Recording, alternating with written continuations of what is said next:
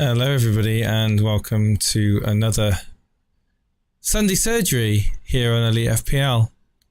Steve-O's internet has been playing up. Hopefully it's no longer playing up. Hello Steve-O. Why don't you give the crowd a big cheer as you certainly are beating me this week.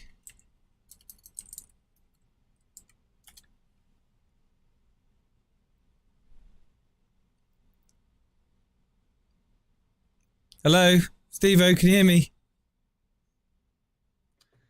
I can hear you, but I think I'm going to have to restart the computer. Get a new internet provider. Okay, well, I don't know. I can see you moving. There we go. You're talking. Hello? Yeah, just keep on speaking. I'm speaking. I'm just going to restart. Just carry on talking. I'm just going to restart. Oh, is it really that bad? Okay. Right, Steve-O's going to restart. Not much to say other than I think everyone and his dog is talking about Ollie Watkins and getting him into their team. Hands up in the chat if you are thinking of getting Ollie Watkins into your FPL team. Just be interesting to know. Whilst I just update that. I'll say hello to all of you awesome people in the chat. So Gary's there, Gary Allowell, James Can't. We've got Clickers, we've got Colm, Peppermint Freedom, we've got John Jack B, we've got Michael Svedin, Manager's Desks there too, Scotland Investor, Podner, well, Mr. Hemming, hello, everything FPL's here, Scotty D, we've got Farouk, hey Farouk, already got him. Can't have Watkins and Alvarez in mine, says Ngila. Well, who have you got instead? Hello, Peter Scullion. Hi both. Top 500 in the sky with 3 to play tomorrow and a top 1300 with 2 second team. 38 transfers left. Not sure what I've scored on pleasers waiting until the game finished tomorrow as I've got 4 players playing. Well, Matty, you're doing very, very well. Absolutely. Congratulations. Hello, Dazid. What's up, Jason? You had Watkins, Salah, Madison. Oh, man. I'm sitting pretty currently. I had Watkins, Salah, Madison, and Son. So I'm sitting pretty currently. Just not doing great in the chat league. Ivan is here. 73 with bonuses and 3 to play. Very, very, very good. Can't afford Watkins. Top 500. That's good going, says Chat Sport, referring to Matty T. Literally had Watkins in game week 1. Lost patience, sold him. Then he starts to smoke. Yep, that's generally what happens in FPL. To a lot of people, they get players too early, or they just. I had it with Martial previous seasons, and I've got a way of getting in Watkins. My team is on the screen here. So, does anyone want to have a guess who I would take out of my team? I've got 0.5 in the bank. Who would I take out of my team, and who would I bring in? Let's have a look. I think Steve-O may be back now. Steve-O, what's going on, man? You here? Can you hear me? I can hear you. Hooray, good, excellent. Yeah, cool. Sorted it out. Brilliant. Selling Haaland like me? Hang on a second. Say again. Selling Haaland like me? No, I'm not selling Haaland. Do you think it's really... Are you really going to sell Haaland? I'm... Really? Considering it, yeah. You're mad. Yeah, really, yeah. No, I don't think I am. I really don't. I don't think he's worth the money of the returns that he's bringing in. I think Man City are hopeless at the moment. I don't trust them at all. They're just useless, and their fixtures are just near. Whereas there are other players which I think sounds like a trap. Not necessarily covering him, but I think that there are certainly players which are better than the ones that I've got, in which I want to bring in, because I've got. I mean, what are you planning to do with your 2 free transfers? I just think it's really funny how people have gone from Haaland's essential to now don't need him. in a matter of weeks. It's like it seems to be really quickly happened. I think too many content creators have jumped onto this bandwagon, and it's just like, oh well, we've got to follow the content creators. It's like, well that's not from my point of view. And I think you're just stupid for saying that. To be honest, for saying I'm going to get rid of Haaland, I think that's going to backfire on you. Go on, please get rid of him. So my way would be getting rid of Haaland, which is 7.1. Okay, and then I'd bring in Watkins. Of course, I'd bring in Watkins because he's. But you've got it easy though. You've got quite an easy way to get to Watkins. I've got quite an easy way, have I? So, and I've got issues at the back with Henry. So, there's a couple of ways I could do it. I was actually looking at just doing Botman out and bringing in. I was going to do Botman out, right? Henry out for Simiskas, and then a 3.9 defender, which is playing. I think he's playing the Cells. Charlie Taylor. The Cells. There's no point getting him because Botman will be returning. Well, when's Botman back? Apparently quite soon. All right. So the only 3.9 defender I can think of, unless he's gone up in price, is Charlie Taylor of Burnley, and he can just sit on your bench for forever. He's not getting any minutes though. Charlie Taylor, he's our first choice left back. Is he? I don't know the Burnley team. I didn't even know that. Wow. Oh, was he injured at the beginning of the season because he didn't play? No, he wasn't first choice, and then company realised, oh wait a minute, we need to play a left back at left back. So I didn't know that. Okay, so Charlie Taylor then. Just have him as bench fodder. So what do you think of this then? So it'd be Cash, Tsimikas. When's Robertson back? Don't know, do we? Good God knows when. Cash, Tsimikas, Trippier, Udogie, with Taylor is like the bench fodder that never sees light of day. And then, so basically it'd be Cash, Tsimikas, Trippier. And I guess Cash and Udogie will just rotate. So Tsimikas, Trippier, one of Cash or Udogie with a midfield four of Salah, Son, Bowen, Diaby, Alvarez, Haaland and Watkins. What do you think of that? It's brilliant. It really is brilliant. It really annoys me that you've got players that I want. I can't do it. It's impossible. Let's make the transfers. No, shall we?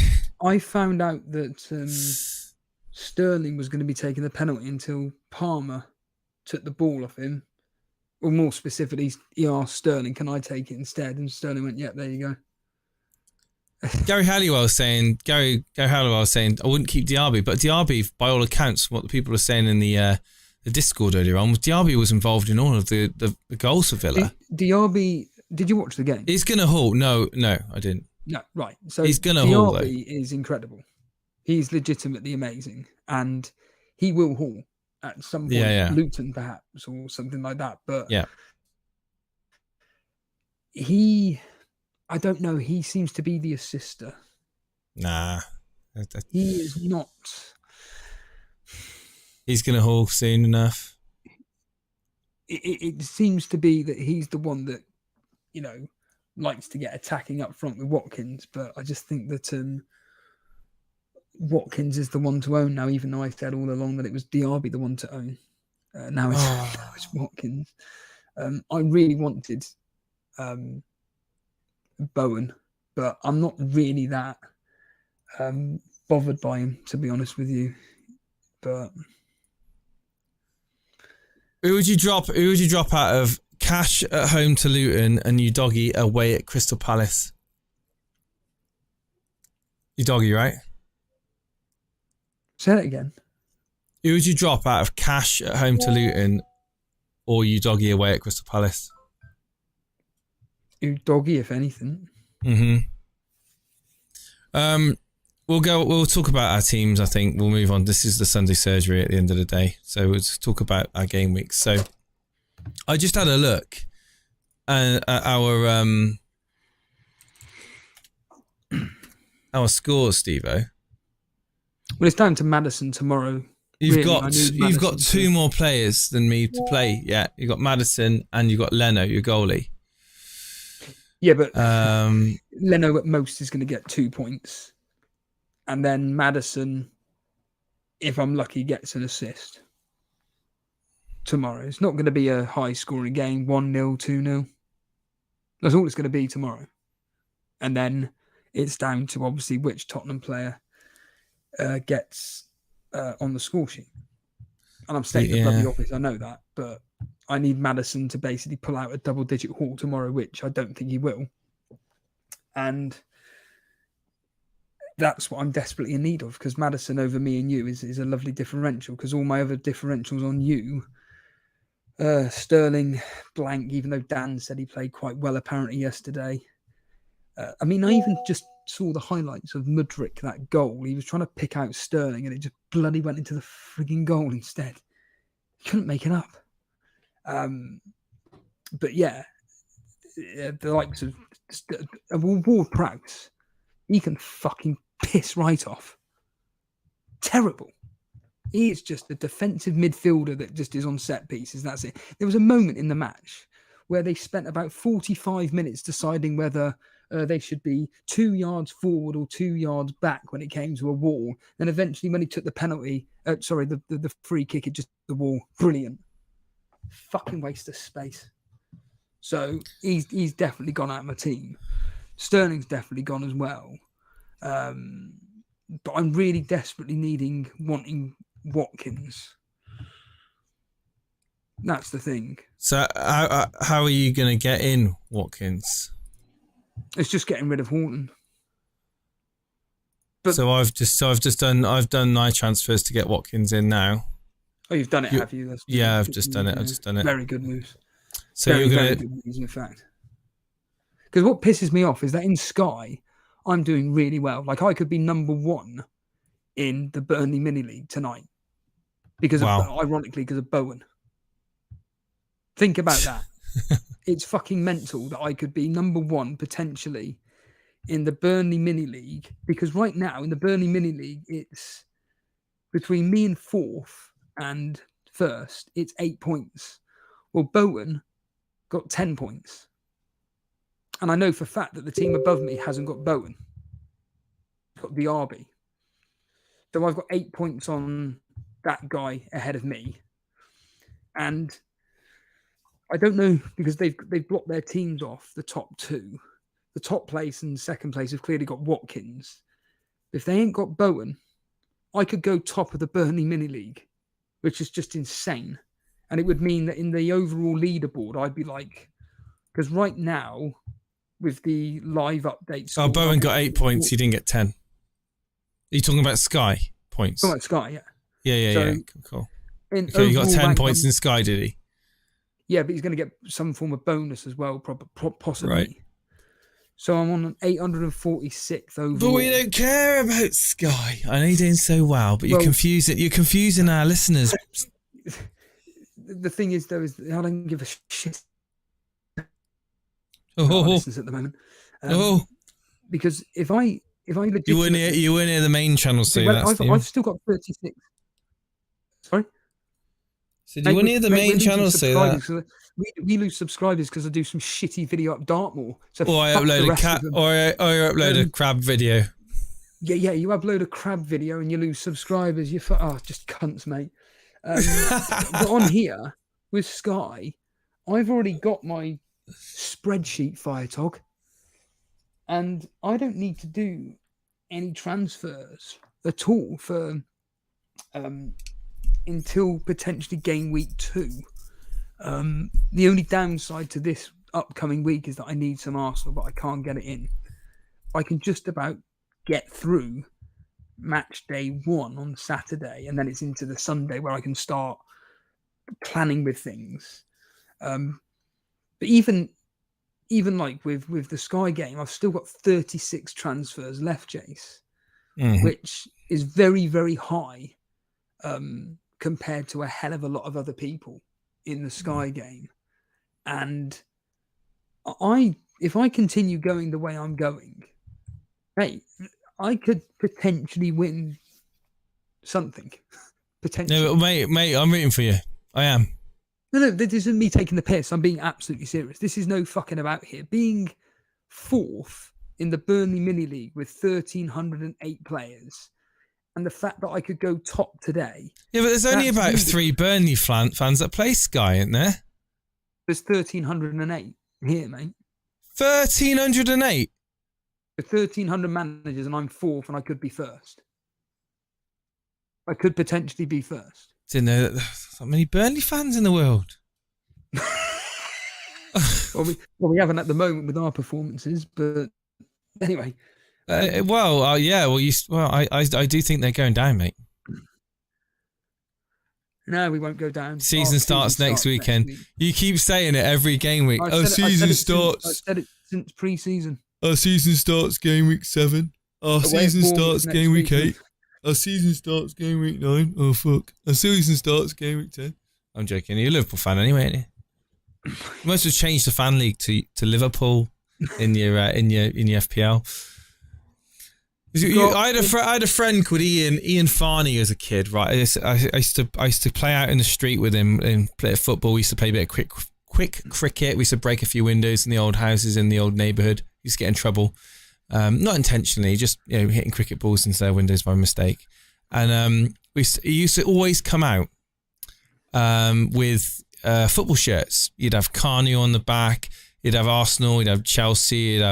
You'd have Man United, you'd have literally Newcastle, other teams that were doing well back then. I pretty much always used to have these football shirts, and it was like, Shearer on the back, Carnu, and I'm thinking to myself, Zola, all the players of the day that were just good players. You just would wear the football shirts, and I was like, you don't support them. Why are you wearing their shirt? He's just like, I like them. I'm like, right, okay. And then next week it'd be a different shirt, and I'll be like, what? And this is what Steve-O's like. I'm really not. When you become you're going to be a City fan, aren't you, next year? Yeah. So next week we've got Bournemouth away, which we should win. Crystal Palace at home the following week. That's got draw written all over. Arsenal away, we're going to get battered. West Ham at home, we'll lose that. Sheffield United at home, we'll beat them. Wolves away, we'll lose that. Brighton away, we'll lose that. So we're going to get about 6 points in the next 7 fixtures. Guess who's in the chat? Nuclear atoms. Oh, we were just talking about him a minute ago. Well, yeah. That's who I was referring to anyway. And yeah, Jason, I was going to say just a quick one, because I will make this point. Right now we've got one. Well, it's changed now. Make sure you're hitting the like button and the subscribe button if you are new around here. Fuck it, I'm just going to do a juice. I'm just going to do an FPL juice, sell our souls. Fuck them. Make sure you're hitting the subscribe button, because we just lose subscribers here. If you don't hit the subscribe button, we're taking minutes off the live stream. There we go. Yeah, every one subscriber we lose, we take 10 minutes off. For every subscriber we get, we add 10 minutes on. So you've actually done those transfers then? Yeah, I've done them, mate. Yeah, I've done them. Have you done those transfers then? I've done them, yeah. They're really good moves. I did them on air. Yeah. Moves. Yeah, well, I just figured that I'm just sick of you copying all of my moves, like all my transfers. We've got an identical team, so I need to try and differentiate and move away from our you. Teams aren't identical. We've got loads of differentials. Originally Hoyland, Diaby, Bowen, Turner. That's 4. That's four then. We've got 4 differentials. Yeah, great. It's not enough for me to catch. Yeah, and for me, I'm looking at I've changed my I've got a new updated spreadsheet with my teams. Oh, sound like Firetog. Teams to hold and make sure you have. Can I just say that, by the way, I've got out the 10 results, I got 7 out of the 10. Oh, well done. 6 so far out of the 9 fixtures. I've got bang on. I've got 1, 2, 3 exact results. I said Liverpool were going to win 2-0 over Everton. I said that Bournemouth would lose 2-1 to Wolves.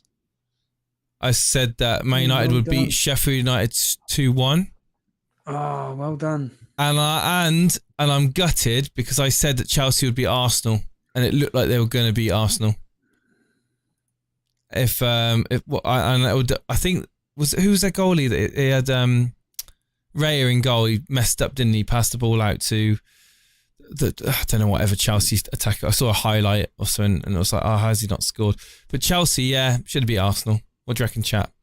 I said they would win 2-1. I said Chelsea would win Arsenal 2-1. It was almost that. It was almost going to happen, and yeah, it didn't. But yeah, it's I just had a feeling Chelsea would do something, but they got a point, didn't they? I suppose. Yeah, and it's really frustrating because they got a good game next week against Brentford, and I'm going to be selling Sterling because it's the only way I can get rid of Ward-Prowse. That's the issue from my point of view. I need to get rid of these two individuals. When you brought Ward-Prowse in, I said, "What are you doing that for?" He goes, "Oh, he's a good player." He is a good player. And now you're like, "I've got to get rid of him." He's a very good player, but so we'll keep him there. Unfortunately, let's keep him there. Everything seems to be all about Bowen in there. Well, to be fair, it's that. Oh, don't get Bowen in as well. Don't you start bringing in more players. It seems to revolve around Bowen, Ward-Prowse, Paqueta, whatever his bloody name is, Antonio. But Antonio Antonio, all he is just a bulldozer. He can't shoot, he can't pass, he can't head, he can't do anything other than run fast. That's it. That's all he does. But you know, the ball seems to just somehow get magnetically drawn into him. But yeah, Ward-Prowse is just too deep from my point of view watching that game today, and I don't care about all these tactics and whatnot. He's going for me for definitely. He has to go, and I think the only player that you want from West Ham is Bowen, which you've got annoyingly. It's just really frustrating that I've got two players which are just. So what moves you plan doing? Haaland out. The original plan is Matoma and who's the other player? I think it was Matoma and I've forgotten his bloody name. I think it was Diaby. Yeah, I think it was Diaby. Another one of my players. That was the original, and then I was looking at a -4 to get rid of Haaland for Watkins and Captain Watkins against Luton. But that just seems too extreme. Another thing I was going to do was Bowen in for Ward-Prowse and Gordon in for what's his face? Newcastle. Sterling. That's what I was planning on doing, but I was just looking at the fixtures and Arsenal up next for Newcastle, and whereas Brighton's got some really, really, really good fixtures. Really good fixtures. In fact, it wouldn't be Bowen in, it would be Saka. So it would be Saka, Matoma, and Watkins in for Haaland, Sterling, and Ward-Prowse. So I'm only 50 points. I'm just looking on the mini leagues at the moment, and I'm 3 millionth at the moment. I'm 3 millionth, and I'm happy to admit, you know, it's not great. But top of the Tour Bailey at the moment is on 50 points more than me, 50 points, and he's 480k. So the difference between 3 millionth and 480k is 50 points. So if you're like me and you're crapping in the moderator league, which is kind of like a good, there's only a small amount of players in it. There's only 12, so it's 59 points. Yeah. 59 points. Well, Harbour Boy, yeah, just but that's catchable. That's easily catchable. Yeah. That would take me up to 300k. So Harbour Boy's blasting it at the moment. He's 10 times better than me in rank wise at the moment. But 59 points. I mean, play your triple captain well, play your bench boost well. Did you see Volo and Dale played the triple? I'm sure I said it on the thing yesterday. Dale and Alex Volo played the triple captain on Haaland yesterday. No, I didn't know. No. Yeah. And Harbour Boy was saying that he was going to sell Mbeumo yesterday for a hit, but he decided to keep him. You just can't make it up. Clever. So he kept Mbeumo. But is he saying these things to just put people off, rivals off? I mean, you never know. It could be. What would that be putting rivals off for? Well, to make them think that he's bringing another player in. I don't know, just to mess with their heads or something, to make them do a move. I don't know. We got Peter Sculling did a bench boost. How did he that got 86 points this week with a bench boost. So he got lucky in the sense that his bench returned him 9 points. Gabriel 1 point, Gibbs White 1 point, Areola 1 point, Simicast 6 points. Did a bench boost, got 9 points on the bench boost, but he got bailed out because the rest of his team just came through. Alvarez, Watkins, Darwin, Salah captain was the main thing, of course. He got 86 points in total. He's still got Son to play, still got Maddison to play, still got Pedro Porro to play. Well, So look at Blonde's team. Blonde's got exactly the same points as him. She's destroyed it this week. Absolutely annihilated it this week. 88 points at the moment with bonuses. Captain Salah. Well, yeah, it's just Captain Salah. There's nothing. That's all it is. And still got 3 players left. Captain Salah and Ollie Watkins. If you've done that, then yeah. I mean, yeah, but she also had Bowen and Gordon, and Allison in goal. These differentials are massive. Yeah, they're huge.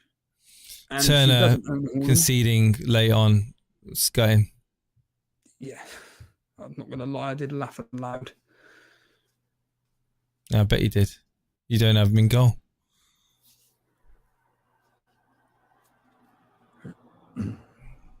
FPL Matty win a lot. I found you from Let's Talk FPL stream. I think you told me about Elite FPL. Oh, thank you, Matty, for sharing us to other viewers. Yeah, because Matty coming out with a very patronising. Sorry, Steve, but I don't think you'll win Sky because there's a lot of managers that have been playing it for years, and you take a lot of punts in your team. But great for the first season. Well, hold on a minute here. At the end of the fucking day, I'm ahead of certain people that are doing very well at Sky. And at the end of the day, I'm not suggesting for 1 minute I'm going to win the bloody thing. But if you said you could do, and then I came back and saw this message, I'm going to stick a middle finger up and say fuck you. You know, fucking at least. You won't get that from Andy. Let's Talk FPL. At least support what I'm doing rather than I don't think you're going to win it. Fuck off. All right, Jesus, yeah, we are trying to build a community here, Steve-O, but we will tell you straight if you say stupid things. Jesus. Could you imagine whenever I decide to go on FPL Juice, they're literally not going to know what's going to hit them.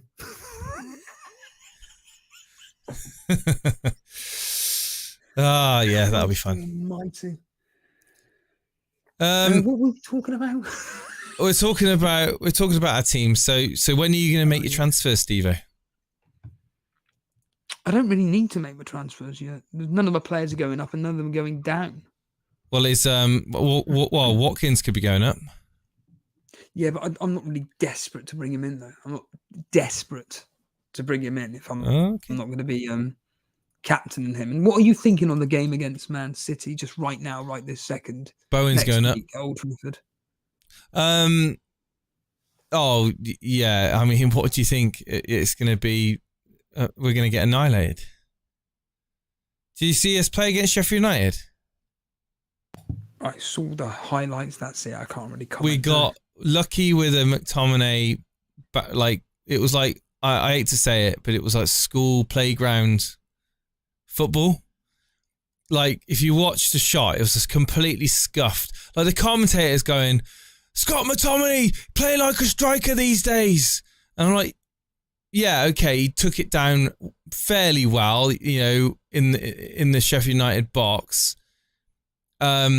But the shot was so scuffed and it bobbled. It's scuffed, bobbled shot. It was like past the goalie. I was like, what is that? That's the sort of stuff you'd see in park football. Like, it really was. Like, playing with one of those foam footballs, you used to get in the playground, Steve-O. I was like, what is this I'm watching? It wasn't a clean strike at all. I was like, how's that gone in? But it did. And I was glad I was not impressed at all by Man United. They still can't seem to find a way of getting Haaland into the game. Yeah, it's a win. It's 3 points. But yeah, I have no faith in United at all. There's rotten. It's rotten throughout. That throughout the dressing room, I assume that there's definitely issues, obviously, with Sancho that needs to still be sorted out behind the scenes. Probably disagreements between how certain players are favoured over other players. No mistake that, when Garnacho comes on, there's more energy in that midfield and more fight, and there's just more hunger. Rashford was very wasteful. He's a different player when he plays for England, of course. But really, I'm at the point now where I'm gutted. I'm gutted about United because, the Glazers have got the club. They've got a stranglehold on the club, and they're literally their grip is so tight that the head's turning blue, and we're starting to literally fall apart.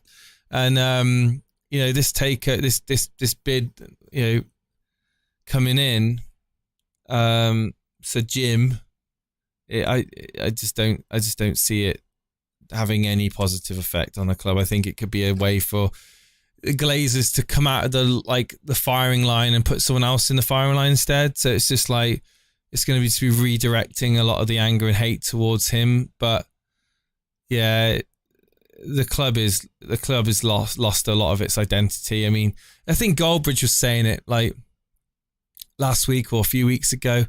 You've got kids that are now Man United fans from their parents. They get bought a Man United shirt. They're coming up. They're a couple of years old or whatever. They're watching United, and they grow up watching United now, and it's sad because it's a completely different style of football. Like, I'm not even excited to watch United games anymore. It's like, it's predictable. It's very pedestrian. Not as much movement as I'd like there to be, and there's issues on the pitch and off the pitch, essentially, and you've got rival fans that are just loving it. They're absolutely loving it. The Chelsea fans are loving it. I mean, they've got their own issues. The Arsenal fans are loving it. It's a big meme at the moment, and I just don't see a light at the end of the tunnel, mate. I think it's just going to be.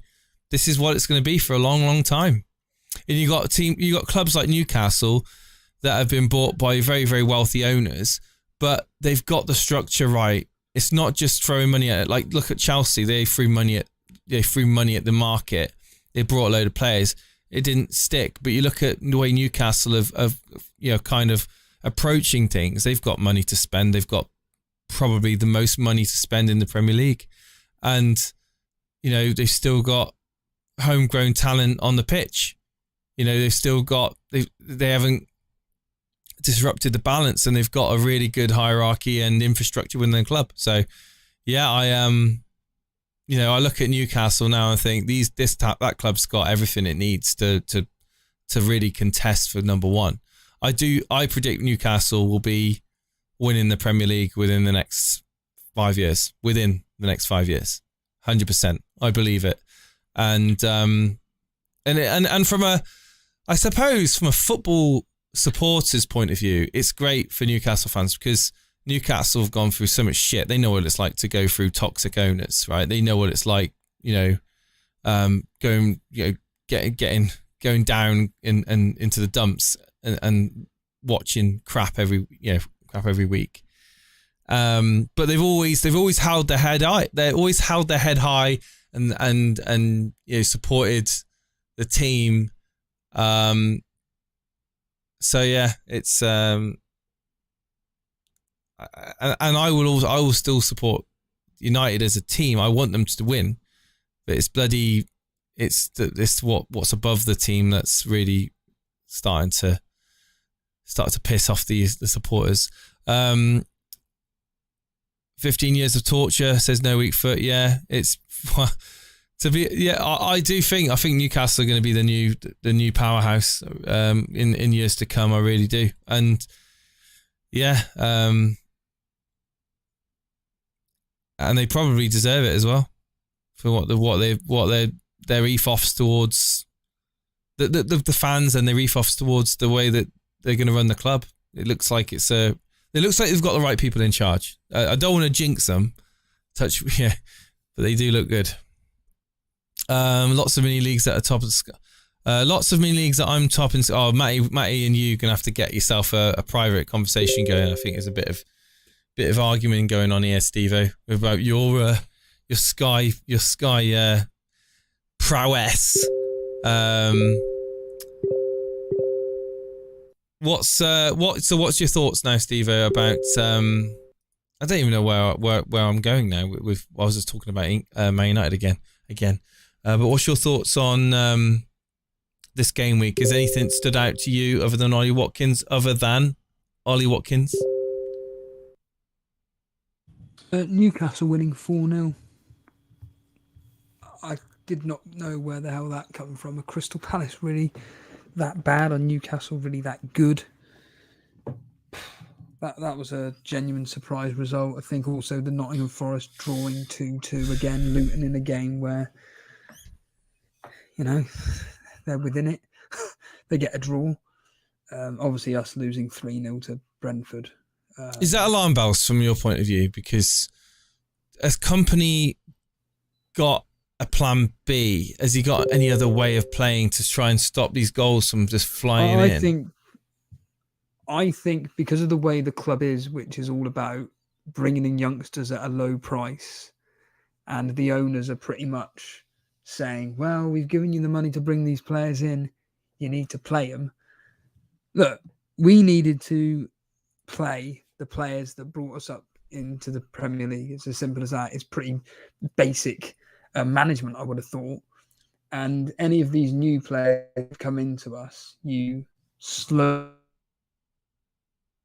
build them into the team and see what they can do within what's the word I'm looking for here? Try and see what they do in like 20 minutes, like Garnacho does with Man United or whatever. Cameo. But instead, companies just decided we're going to throw in this player, this player, this player, this player.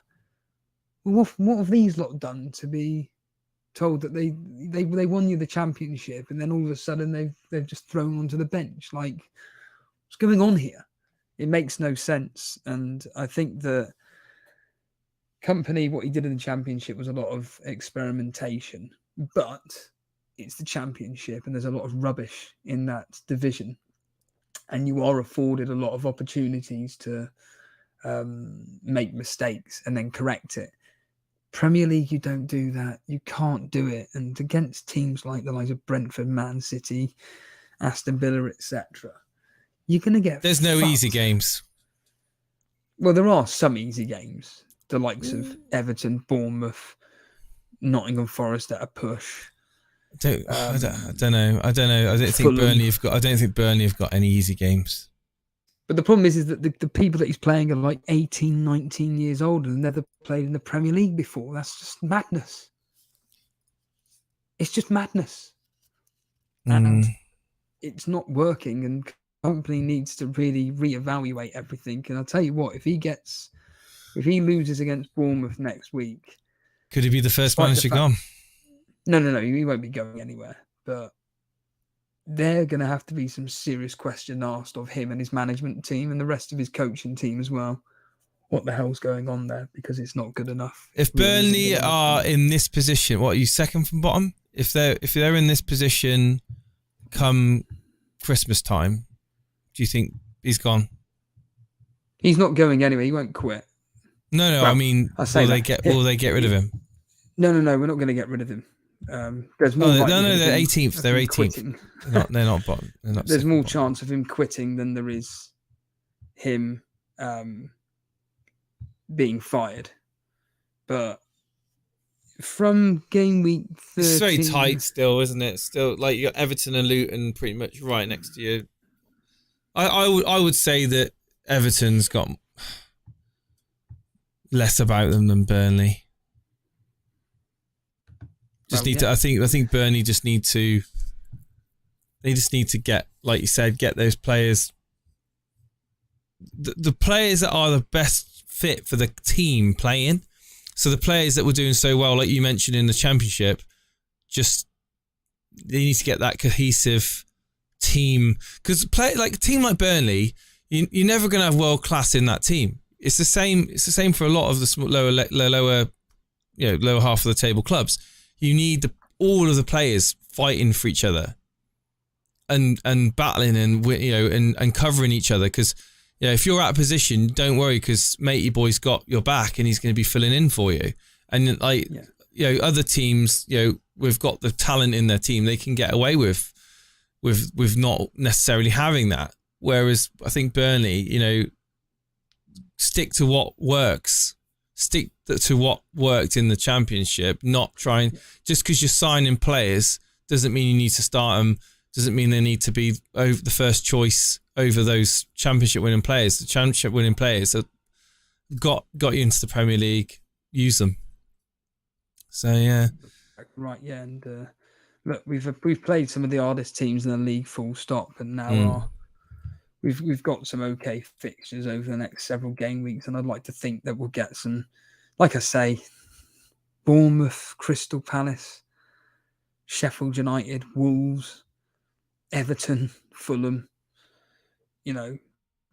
It's they're winnable games, or at least getting a point out of these individuals. But if we were to lose on several occasions, and certainly losing to Bournemouth would be a horrendous result. But yeah, we are going to be taking callers. Let's get some callers. Yeah, guy, call us if you want to come on. Get yourself in the waiting room on Discord. Steve, are you in the waiting room? Are you in on there? No, you're not. You need to come in on Discord as well.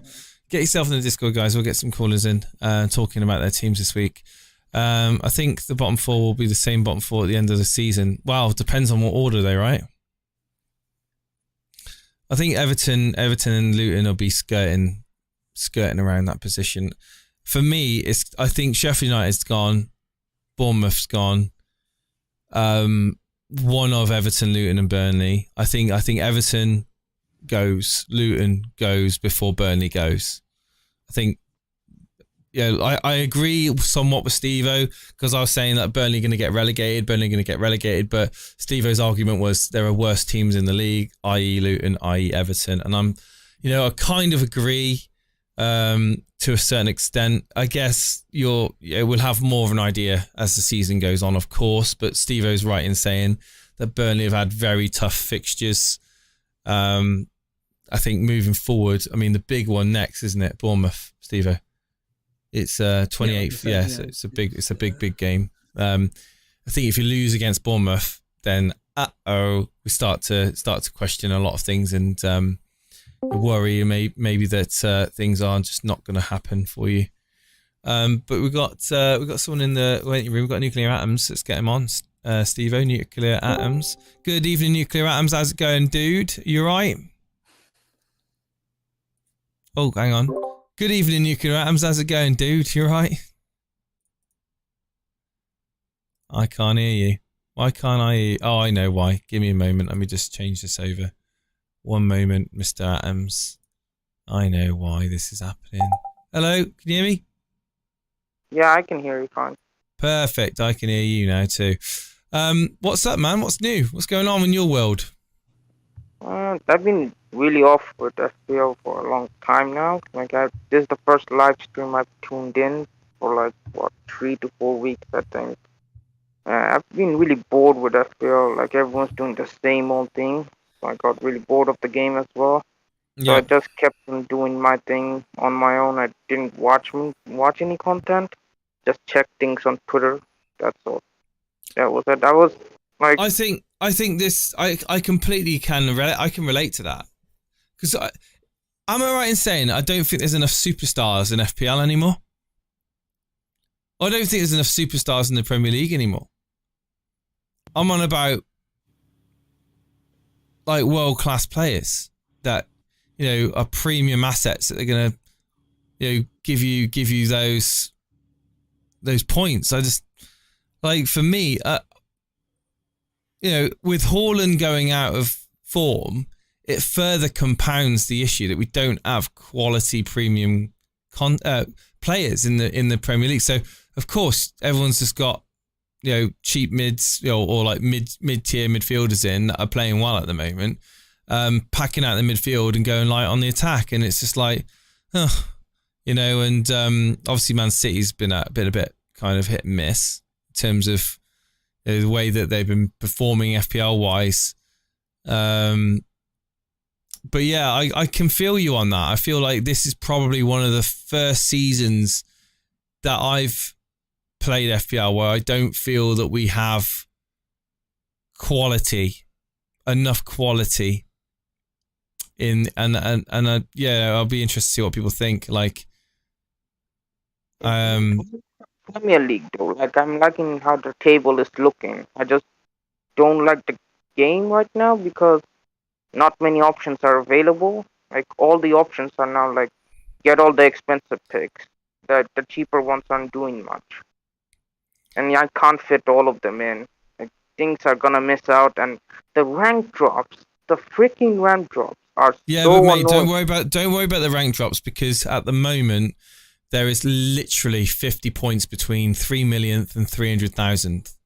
It's really, or no, 59 points, sorry. 50 points between 3 millionth and 400,000, which is nothing. 50 points you can catch literally in a few good weeks. It's nothing. So don't worry about the rank drops. Don't worry about, because everyone's had such a bloody template team from the beginning of the season. You know, we've got like people with 8 players, you know, 7-8 players in the team that's going to be all the content creators players. Anyway, there's not a massive points difference between the people that are in the top 1% of the game and the top 50% of the game. It's very, very close even now. And don't forget also, a lot of those teams that are in the top, you know, 1,500,000, a lot of them have used their you know, their bench boost, their free hit, their triple captain. So I wouldn't be worried about the rank drops at the moment. I really wouldn't be worried about where I am in terms of league standings.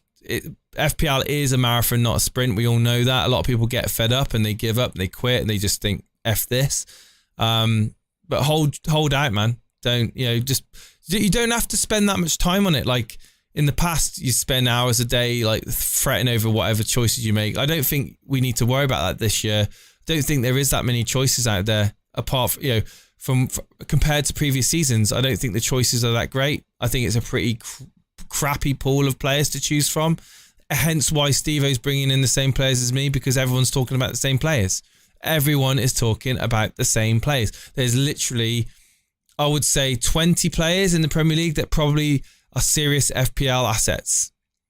Like serious FPL assets. And the rest of them is just like, that's a punt. That's a risk.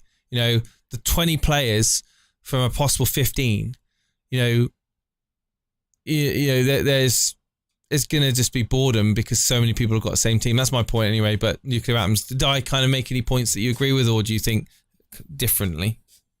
Yeah, I do agree with. I haven't been spending much time with FPL lately as well.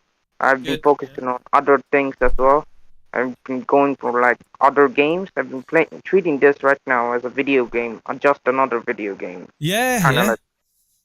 Like I'm looking forward to the new City Skylines game coming out. Have you heard of that? Yeah. No, not really. But I've heard about the Skylines. Yeah, it's coming out in 2 days. So I'm going to give it a go. Sometimes I play Age of Empires. You know Age of Empires? No, how old are you, Nuclear Atoms? Kind of building. How old are you? If you don't mind me asking. Now 21. 21. All right, came out. So 21. Wow. So you were born after 2000. So Age of Empires came out in like 1990. 1993, I think. Age of Empires 2 came out in 96, 97. I play Age of Empires 2. Way before my time. Way before my time. Yeah, man, I love it. But yeah, it's good to have different things to do, different hobbies to do. Because FPL, it can take over your life, and I don't think at the moment there's enough variety in FPL to even give you that. I don't know what people can be. I don't like. In a way, I'm basically saying, in a way, I don't know what people who hop from content creator to content creator to content creator to content creator, what they get. I don't know what they get from it, because everyone says the same shit. Everyone's recommending the same players. Everyone's got the same bloody team, bar two players. I just don't know what I just don't know at the moment what the draw is at the moment for consuming FPL content. And Steve, I'm sure you'll give me his opinion in a moment on that. It's got to the point where I can literally predict what's gonna be about the video. They post different thumbnails, but I know they're gonna make the same freaking moves, and their team's gonna look the same. They are not different with each other. The big ones. They are all the same teams. One has, I'm gonna go without Haaland. Fine, you have one player which is different. While your whole players, all the other players are the same as everyone else. You are no different than anyone else just because you don't have Haaland. That's what I'm going with. This is why, because I've not been watching content lately, and good, you're giving yourself a break, probably for your sanity. Yeah, and for my team, if you see it on the screenshot, I took a 16-point hit this week just to get players that I really want on my team. Yeah, I knew you were gonna say that. You love hits. I brought in Salah. I brought in Wang Hee-chan. I just had to check when Age of Empires came out. It came out in 1997. It was right. I thought it was before then. But MacBook Fatty is correct. It's 1997. But yeah, let me just bring your team up on the screen here. Just talk to me about your team. The 16 point hit. You did a minus 16, yeah. Yeah, I thought about sacrificing this game week because I've been having terrible game weeks week after week after week. Okay, one more won't hurt. Just get all the players I want for this week. I have just about enough to do it, and just focus on from what's gonna happen next week. And it's still game week 9 as well. I have plenty of time to recover from this bad rank as well. It's 4.2 million, but I don't care. This game week, whatever happens. From next game week, I think my team looks really good. Salah's in. What were the moves for the minus 16? Okay, yeah. I was just about to get to it. Okay. The moves were Stupinan out. Stupinan, Saliba, Mbuemo, and who else was it? In the midfield, JWP, and the fifth one was. Wait, 1 minute. Fifth one. Damn, I can't remember. Wait a minute. There was I did the Stupinan to Taylor move during the international break just because I thought that Stupinan's gonna go out. It's gonna drop in price. Oh, I also took out Trippier as well. I brought in Trippier way before in the last international break with my wildcard. So 5 players out, and I brought in Salah, Wang Hee-chan, Dan Burn, Gabriel, who's on the bench, and what else was it? Didn't bring in Saka. Saka was still here. Oh, and Taylor. Yeah, and there's five players. Dan Burn, Salah, Wang Hee-chan, Gabriel, Taylor in. And are you down on it or are you up on the hit? Because obviously Mbuemo got 13 points or whatever it was. Yeah, he's down on it. I'm currently down on it, but I think the triple Spurs boys could recover something. Salah immediately paid off the minus 16 on his own. Like that was a positive. So I just didn't like care about what happens this week. It's all about what's gonna happen from next week on. Like even with my original team, I saw that I would have had a bad rank anyway. It wouldn't have been much of a difference. So might as well have this week. And yeah, might as well have another bad week with good players for next week. And it looks like it's. I mean, for next week, you're going to have Gabriel obviously up against Sheffield United, Saka against Sheffield United. Salah, he's at home, isn't he, Salah? We're away at Yeah, Nottingham home Forest. against Forest. Yeah, home at Yeah. So like the lineup's basically gonna be the same. It's just gonna be Gabriel instead of Wang Chan. Wang Chan plays okay. Newcastle, so Gabriel just gonna come in. That the team's basically gonna be the same. So you'll be going to 4-4-2 instead. Well, Yeah. so long as you're happy with the minus hit, I think, isn't that right, Jace? You think that anybody that's done a hit and as long as they're happy moving forward with it, then it's done now. As long as you're not going to be swapping it every week. It's a part of a patient process of building up your team. Yeah, hits are fine. Yeah, hits are fine, especially this time. Building up your team value obviously as the game weeks go on as well. So, but don't be knee jerking too many players, but just the odd mini wild card is not to be discouraged if you feel the team needs it. I didn't even like see the match today, like the Aston Villa game. I just saw clips of the goal on Twitter. Like I was like since I'd like moved on to like other things, like I was watching the Cricket World Cup for a couple weeks. Today there was like a big match between New Zealand and India. Like they were first and second, both were undefeated. It was a really good match today. So I was glad I actually watched the cricket instead of the football today. Well, ironically, the actual match between Aston Villa and West Ham was actually quite entertaining. Aston Villa are very, very good, a very, very good attacking team, and I'm probably going to be doing the moves of Matoma and DRB in. That's what I'm probably going to be doing. Oh my God, they're my two differentials I got on you. You haven't got Matoma. Oh, sorry, I thought you said DRB and Bowen. I thought you said Bowen. I can't get Bowen. I'm not really desperately needing to. Okay. But DRB, I'm going to be wanting to certainly be potentially. Keep Ward Prowse in your team, mate. No. Did you see any positives from DRB? Like I don't know what he did. He's extremely attacking and gets in some very, very, very dangerous positions, and he was very unlucky not to get an attacking return today. I'm not going to sit here and pretend that's not the case, and I will continue saying this. Everybody's focused on Watkins so much that DRB's left with a lot of space. It's just today, unfortunately, the ball didn't really drop to him. But DRB there is a very, very big double-digit haul coming from him soon. And I tell you what, it could be against Luton.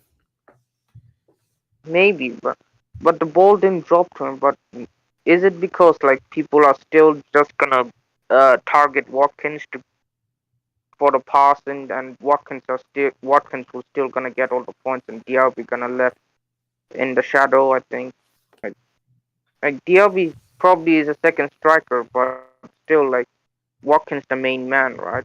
Like, oh yeah, of course, yeah. Watkins is a very, very, very, very good player. I'm not pretending that he's not, but it's just the fact that DRB does look like a very, very threatening player. It's just like I said today, he was just very unfortunate not to get on the score sheet. But if he'd have returned what Watkins did, Watkins owners wouldn't have been able to complain, because, like I say, DRB was in some very, very good positions. It's just a shame that he wasn't there at the right time, I guess, or more specifically, players weren't really passing him the ball per se, or players weren't getting on to the end of balls that he was putting in. Yeah, you're gonna get both DRB and Mitoma, right?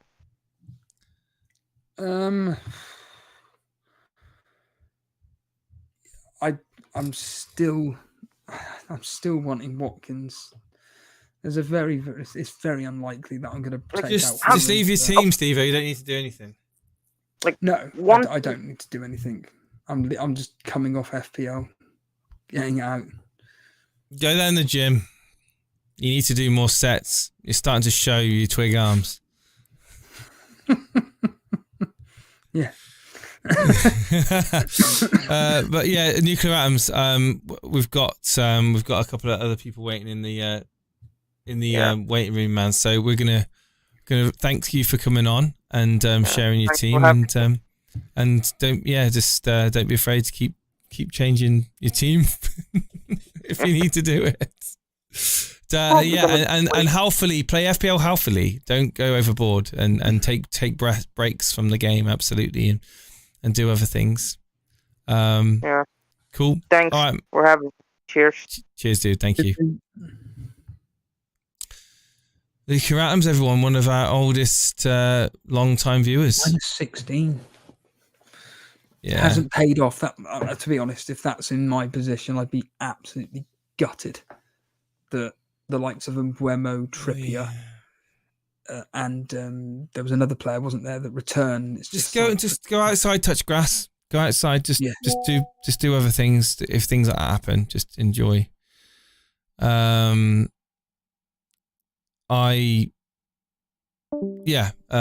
Just reading messages that are coming through here about other things. Right, okay. Gary B's been waiting for a while. Get Gary B. Gary B, how's it going, man? Oh, mate, can you hear me? Yeah, I can hear you. You can hear me. Yeah, I can hear you. The world's smallest screenshot. Yeah, sorry about that. I tried to come on a few weeks ago, but my microphone didn't work and it was driving me nuts. I don't know if you remember, it was right at the end of the show. Yes, I do. Yeah, and you weren't able to talk. Yeah. So nice to speak to you. Nice to speak to you. Mate, seriously, what? Okay, I don't want to cut you up. Big fan of the show, were you about to say? Yeah, big fan of the show. Yeah, I've been following for about 3 years, I think. I think I heard you guys firstly in COVID and then been. Is this the first time we've spoke to you? Yeah. First time we spoke. Yeah, I've only been a member of the channel since the start of the season, but I've been watching for about 3 years. So yeah. Oh my goodness me! You sound like Sean Dyche, Gary. Really? I'm not sure. Yeah, you do, mate. Yeah. It's a gruffy, like Phil Mitchell type voice. So I'm going to take that as a compliment, I think. Well, so I take it you used your phone to take this picture. I don't know how to take a decent shot, mate. To be honest with you, I did use a phone. So so what phone are you? So are you on Discord on your laptop or something? Yeah, I'm on Discord on my laptop. Yeah. So why don't you just screenshot it on your laptop? If you press print screen. Oh right, I'm not a technical wizard. Right, if you I'm just like in the future. I'm not teaching you how to suck eggs or anything, but like just. To be honest, I'm on Wildcard anyway, so the screenshot I sent is completely and utterly. Like that screenshot is what happens when I take my glasses off. That's like literally is what happens when I take my glasses off. But I'm guessing it's Turner in goal, Pedro Porro. Burn, Trippier, Bruno Fernandes, interesting. Rashford, Maddison, Mbeumo, Son, Alvarez, and Haaland. See, I don't even need to read these players. I know what they are by the length of the white blur in the names and the colour of the shirts. How good am I? And you got Pickford in goal, which obviously is a rotational goalkeeper between Turner and him, but then it's Everton. You got Cash on the bench, Kabore, and I'm assuming it's Asula. Yeah, is that right? Yeah. Talk to me about your team. You got 2 United midfielders. Yeah, so I've wild carded out of it, Jace. I hit the wild card at about 2:00 Saturday afternoon, so I was dead ending. Is that the right term? Dead ending. Yeah, I'd wanted to get rid of Man United players for ages, but they had Sheffield United, so even though they didn't work, they all had. You got unlucky with that. I mean, to be fair, it wasn't a bad week though, because I had Alvarez who did all right. What's the points? I'm not sure. I think it's about 58, something like that. Okay. And I've still got Madison, Son, and Poro to play, so I'm expecting.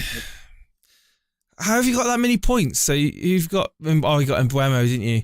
I was gonna say, what's your thoughts of owning Haaland going forward? Obviously, my biggest indication in your team is obviously Wildcard, and you're going to be bringing in Salah in, I'm assuming. Yeah, I've got Salah in. I mean, I've been looking at different wildcards. I mean, I've been taking. Is Haaland on your wildcard? I don't know.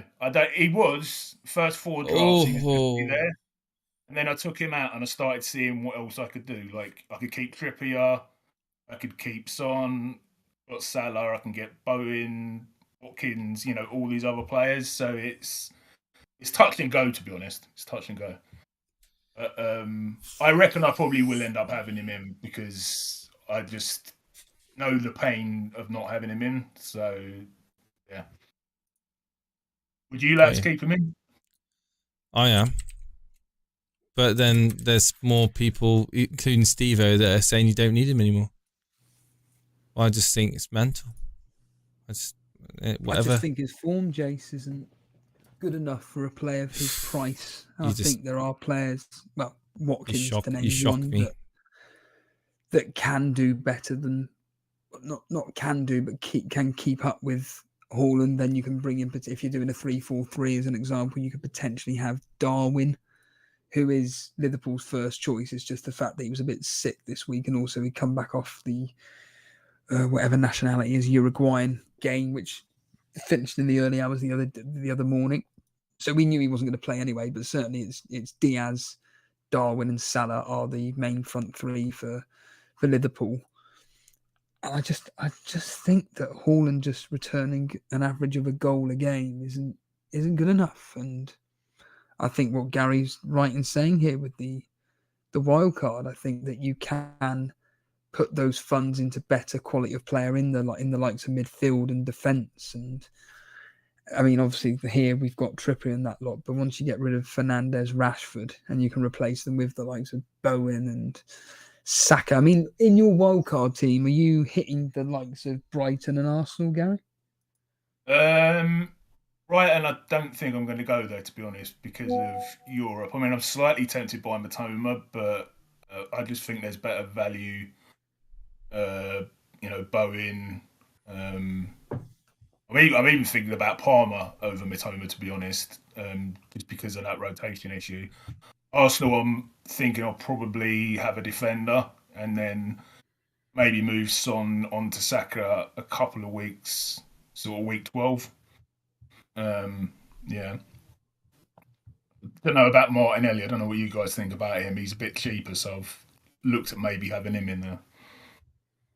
Well, he's a great option. He's a very, very good option. I'm no Arsenal expert, but certainly he is one of the most creative players in that team.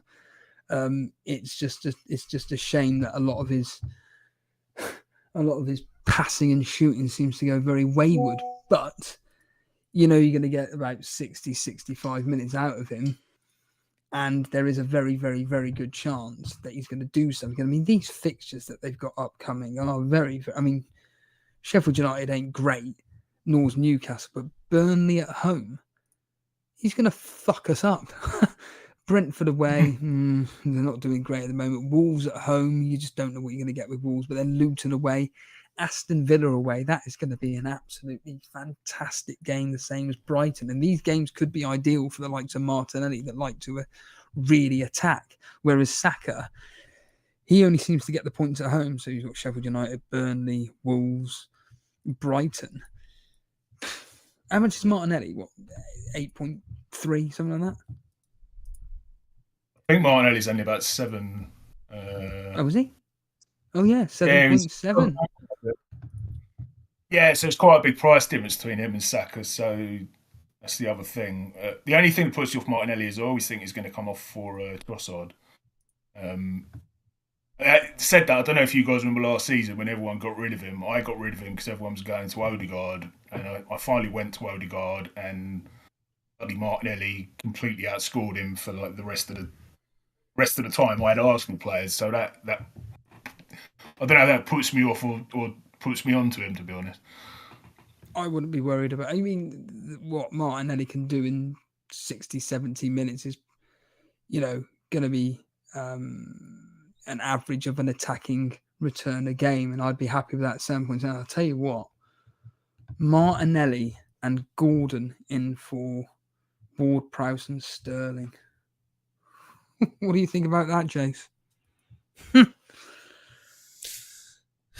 What was it again?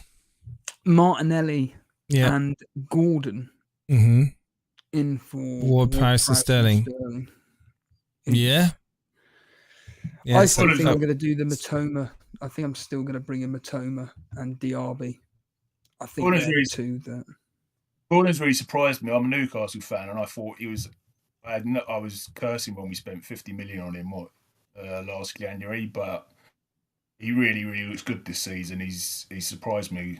I thought it was a complete waste of money, to be honest. It's 50 million or something, but I think he's a good option now. The other guy's injured. His name, I can't remember. The former Leicester guy, Barnes. Bobby Barnes. Now he's injured. Why are you a Newcastle fan? You don't. But everyone would probably automatically think it's because we're now the richest club in the world. I got into football in 95, 96. So it was when Keegan and Ferguson were going. The season that we threw away the league for 12 points. So I could have chose, I was basically, I was 11. I was glory hunting. So I could have gone Man United. I could have gone Newcastle. And unfortunately for me, at least for the following 15 years, I went for Newcastle. But having said that, maybe now our outlook's actually a bit better than the Man United fans. It's been. They actually got taken over on my 40th birthday. The Saudi Arabia takeover happened on the same day as my 40th birthday, so it was like the best birthday present I could have had. Well, Jason's predicting you're going to win the league in 5 years. Wouldn't surprise me. Lads, can I ask your opinion on something? There was a reason I wanted to come on. So it's about I know that Steve-O talks a lot about how people play. So this is gonna, I don't know, this might get like hate in the chat or whatever. I don't watch the Premier League. I very, very rarely watch. Very occasionally watch Match of the Day.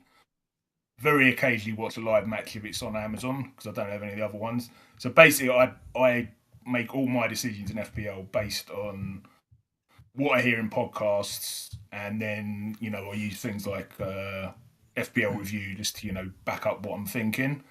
And I'm not that bad a player. Like I've not amazing, but I've been playing for 8 years, and I don't think I've ever finished more than 200,000, and I've had like 3 top 50k finishes. So I was just wondering what you guys think about that way of playing, because you always hear about like managers who work on the eye test and managers who work on expected goals, etc. I literally just base everything on listening to people's opinion and then checking that I'm not going to get something completely wrong by looking at an FPL review. I just wanted your opinion on that. I think you're kind of playing it the way in which Harbour Boy kind of does, which is no disrespect to Harbour Boy, but he will openly admit that he listens to a hell of a lot of podcasts regarding FPL, and I think a lot of his choices are based on the more popular players within the game. So if you look at, like, say, for argument's sake, the top 5 players that are midfielders, Salah, Saka, Bowen and Mbeumo, Son, well, I would argue that a lot of people own those 5 particular individuals. And guess what? Harbour Boy owns Salah and Mbeumo, Son as by chance. And I think that with a lot of people, anybody can play this game by literally just picking the most popular players in the positions. As long as you can put it. Don't even have to put any effort into playing the game anymore. No, you don't. You can just AI it. Just AI will tell you what to do. Well, no, I mean, we're not talking about that. We're talking about literally an individual and Gary who's literally listening to podcasts. And I think that if you know for fact that Salah's a really good player and you've got individuals on podcasts going, he looks absolutely amazing for Liverpool. He's the key player to what they do when they're playing. So that's not only do you know that he's a really good player, not only do you have people on podcasts saying he's amazing, and then you look at the returns that he's doing in FPL, it's like, well, that's a no-brainer. Then we just bring him in. And then you look, then if you're thinking of bringing in like the likes of Matoma or a West Ham player or whatever, it's, well, these people are saying that he performed really well against Man City. His fixtures are looking really, really good. We know he's a really, really good player. I think you should try and bring him in. And ironically, to be completely honest with you, Gary, this is kind of how I play it. It's, you've got a rough idea of how good an individual player is, and you listen to whether it's podcasts or radio talking about football, and it kind of just reinforces your thought processes, and then you just go, right, then, well, the simple mathematical equation is that, well, it's a probability that he's going to do quite well in the next several fixtures. To hell with it, I'm going to bring him in. Hence why I kind of want to bring him in for the next 5 fixtures. Why aren't you, just of interest, why aren't you looking at the Brighton players in your wildcard team, considering they've got like excellent fixtures? Mainly because of the rotation risk. You watch the highlights, by the way, just quickly asking you don't watch the actual games, yes, but you watch the highlights. I usually watch the highlights on YouTube. You can, Sky Sports usually stick it on YouTube. Even then, only if it's like a game that, has got a lot of goals. I'm not going to go and watch the highlights of a boring 0-0 or something. But yeah, I mean, I do listen. It's not just FPL podcasts to listen to. I do listen to, football podcasts, which obviously give you information on how well players are doing. But I think Matoma would be the only one I'd consider, because he's guaranteed. He's pretty much, I think Stupiñán's injured, and the Irish lad up front, I can't remember his name. I think he's just too Ferguson. Yeah, he's just too rotation risk with Pedro. So I don't know. I'm looking at. I'm already like my wild card. The defenders I've got at the minute are like Gabriel, Tsimikas, Shevchenko, and depending on whether I keep Trippier, maybe like Taylor or something like that. And I'm like, I already like worried about, Tsimikas or Gabriel or even Shevchenko could miss out. If they're missing out, I don't want then another rotation risk like Matoma in midfield. So that's kind of what's putting me off at the minute. Well, again, Matoma is not a rotation risk. He's going to be playing virtually every single game for Brighton, whether it's Premier League, Europa League, Carabao Cup. It doesn't matter. He just plays him. In fact, if I'm doing a wild card, according to my fixture tracker, you want to be looking at, if you've already got Man City in your team, just stick with them. Make sure you have 2 to 3 Arsenal, 2 to 3 Liverpool, 2 to 3 Tottenham, 2 to 3 Newcastle, 2 to 3 Aston Villa, depending on what combinations you want. And then if you want any rank rise teams, you're looking at, well, Neto from Wolves. You're looking at a Brighton player, West Ham, pretty much Bowen, and then potentially looking at a Man United player, or even potentially a Crystal Palace player. But again, these are all based on simple rotation planners, depending on how you play the game or not. But certainly the main teams you want to be looking for, from my point of view, is certainly Liverpool and Arsenal are 2 teams you should be really attacking. They are just, Arsenal's fixtures are just phenomenal, especially especially after Newcastle. Burnley, Brentford, Wolves, Luton. They're just, that Burnley game could be an absolute annihilation. That could be like 5 or 6 goals for Arsenal, as a simple example. And maybe having say that again. They're coming from the Burnley fan. Oh yeah, we'll get annihilated by them. They'll just tear us to shreds the way we play. Company doesn't change his philosophy. It's just try and attack as much as we can, but we just get hit on the break so quickly. And the quality of these teams like Arsenal, Man City, etc., they will just rip us to shreds. It's the same when we play Liverpool, which won't be not until going into next year, roughly. They are going to absolutely rip us to shreds. And it's not pleasant knowing that. But you could be like by that point jumping off like Tottenham. I mean, tomorrow I'm going to be really focused looking at Son tomorrow. See how Son performs and Maddison, because them two could be. I'll tell you what. This is why I personally don't need to make transfers yet, because tomorrow for me could be the game in which I think, yeah, I need to get rid of James Ward-Prowse. I will say that now. Do I desperately need to get rid of Sterling? I'm not desperate because they got a decent fixture, but it'd be nice to get rid of them. But to get those, to make some funds, if Maddison and Son just don't look particularly that great against Fulham, their next fixtures, Crystal Palace, Chelsea, Wolves, they're not that great, but Arsenal's fixtures, like I said, they're not bad.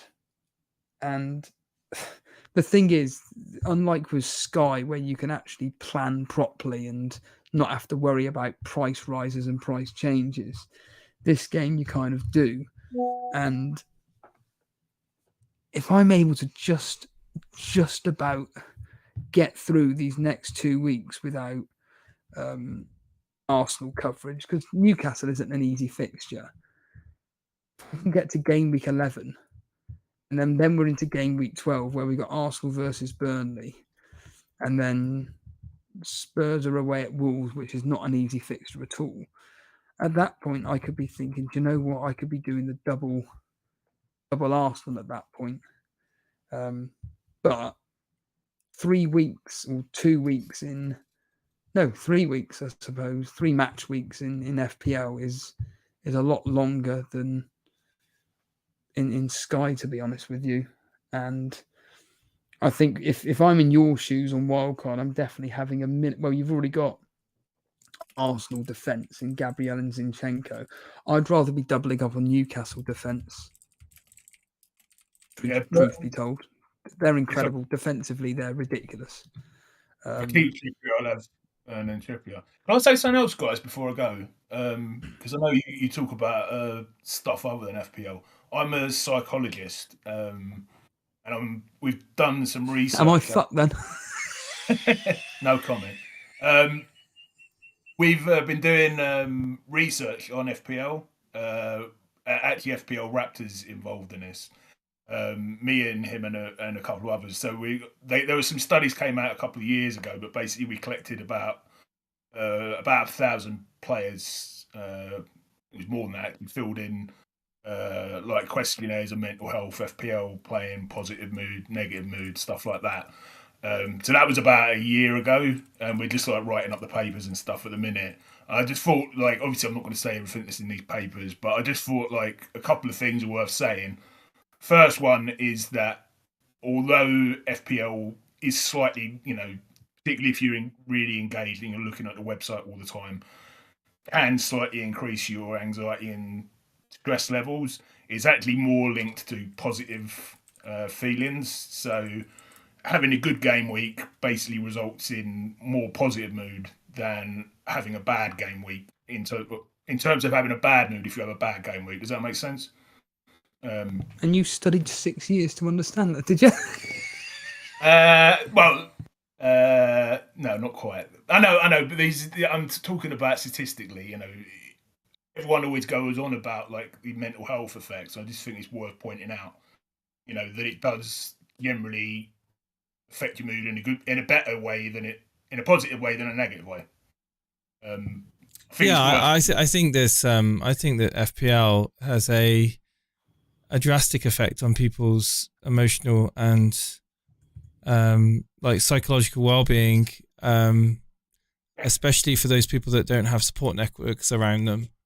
Maybe more people are prone to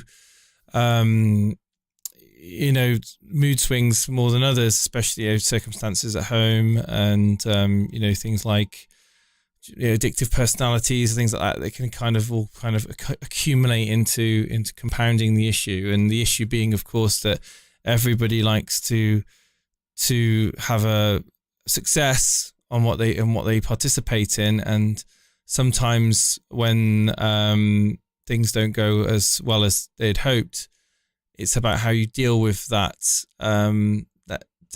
kickback and that sort of like that loss of excitement that you had going into that game week with that team that you thought was going to do so well. It's such a curious field of research, which I think I've been on the end of like depressing weekends. And I say depressing, it's probably not clinically depressing, but just annoyed at myself for doing certain things, beating myself up about it. But I find that the way that I tend to deal with it is just to distract myself and do other things, and I find that's a really healthy way of just kind of compartmentalizing FPL. I think that people that have an unhealthy relationship with FPL, and those are the people that spend maybe perhaps too much time in the week kind of just fretting over the decision making and what other people are doing with their teams and getting validation from others. I think there's a massive like spider web of variables that goes into the average FPL player, right? The average FPL participant, and obviously if yourself that's been studying that, it's probably a rich and sorry, Lex. Yeah, the biggest thing we found is like the biggest predictor of feeling shit because of mental health, anxiety and depression, is worrying about what other managers think about your performance, as well as like think over engagement, you could say, checking the price rises every night. Those are the things, it's like really overly engaging.